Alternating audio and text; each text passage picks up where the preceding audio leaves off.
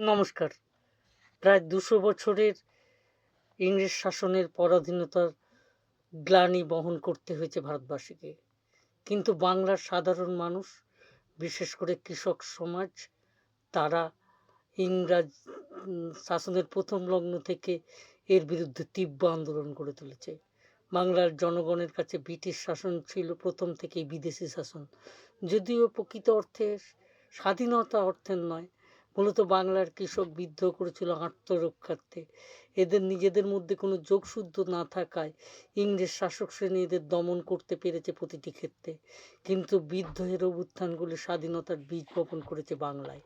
এই সমস্ত সংগ্রামের ইতিহাস বাংলার শ্রমজীবী নারীদের ভূমিকা বিশেষ উল্লেখযোগ্য না থাকলেও এই অংশে নারীরা পিছিয়ে ছিলেন না, তার প্রমাণ মেলে গাথা, কাব্য, উপন্যাস, লোকগীতি প্রচলিত কাহিনীতে। পরবর্তীকালে জাতীয় মুক্তি আন্দোলনের পর্যায়ে বাংলার নারী সমাজ বিভিন্ন ধারার সংগ্রামে যুক্ত থেকে অসম সাহসিকতার সঙ্গে বীরত্বপূর্ণ ভূমিকা পালন করেছে।